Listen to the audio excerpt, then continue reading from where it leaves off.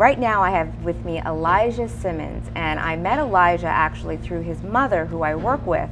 And I've been hearing about, you didn't know this part, I've been hearing about him for several years, and finally, after this last newspaper article that featured him, I said to his mom, you have got to have him on my program. He has got to come on because he is just doing such wonderful, amazing things, and at the tender age of, are you 18, 19? 19. 19.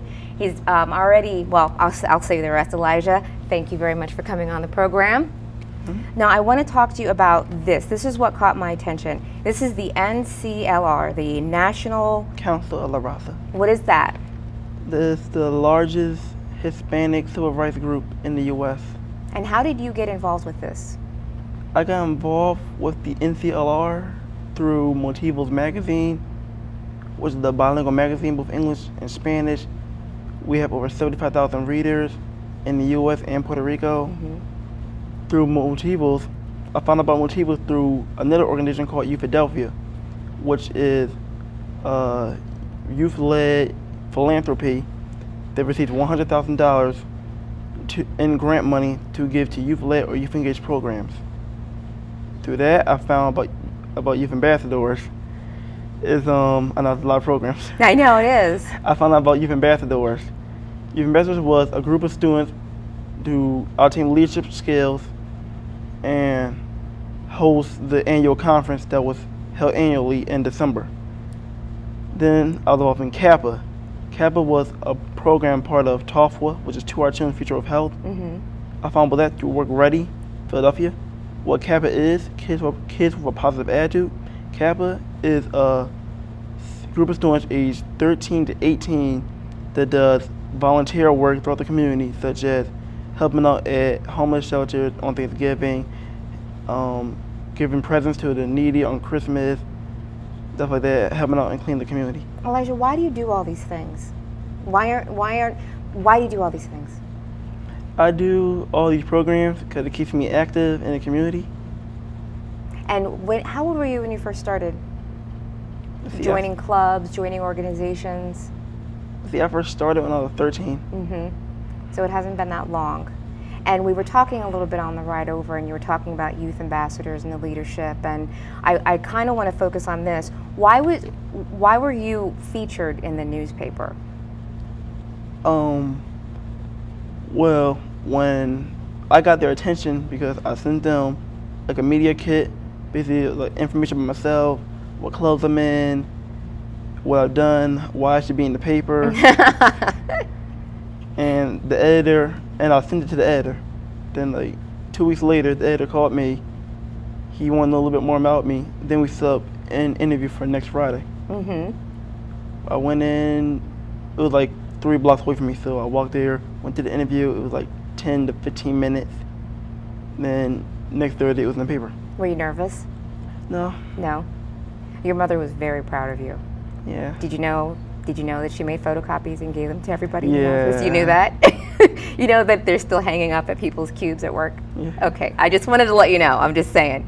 Now tell me about this conference. This was just held July 23rd through the 26th in Washington. What was this experience like for you? Oh, it was a wonderful experience. I actually went to this one was in DC, but I also went to the previous one, which is in San Antonio, Texas, which is actually my first time on a plane. You like flying? No. Oh man, come on. Go ahead. It was a wonderful opportunity. I met different people from across the U.S., different students from all over the world, like in Houston, some cities I've even heard of. Their background. I met different speakers, different like politicians. Like in San Antonio, I met the mayor of San Antonio.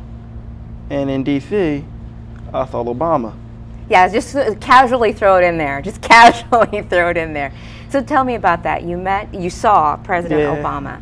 Okay, now you were telling me a little bit about it earlier, but I think our viewers would like to hear how it happened. Okay,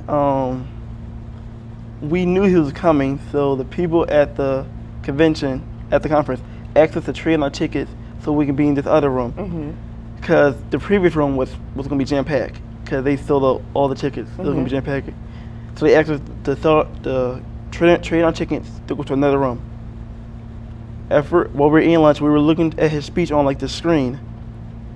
Then after we'd done his speech, it was this blue barricade like right there in front of the stage. I looked over where the door is. It was like a curtain right there, and I saw a Secret Service agent. I thought, oh, he's coming in here. Oh, he's coming in. Then I didn't get up right away because I was like, he might not come in. He might come in another way. I'll just sit down. Then all you saw was his head poke out, and everybody ran right to the barricade, ran right to it. I was in the middle of everything, but I was able to get my hand close enough to shake his hand. So you did get to shake his hand. Now, this is also something your mother showed us all at work, okay? She showed us the video footage of it, and when you and I were talking earlier, I was saying that even just from that little piece of footage on the cell phone, you could kind of feel how energetic it was in that room. I mean, this is something, she also told me you said you weren't going to wash your hand for 3 days. Was that true? Yeah. I was in for 3 days. That is so funny. So what are you, right now you're going to Penn State Schuylkill. Yes. And go ahead and talk about your major and what your future plans are. Let's see, I will be a sophomore at Penn State Schuylkill. My major is criminal justice.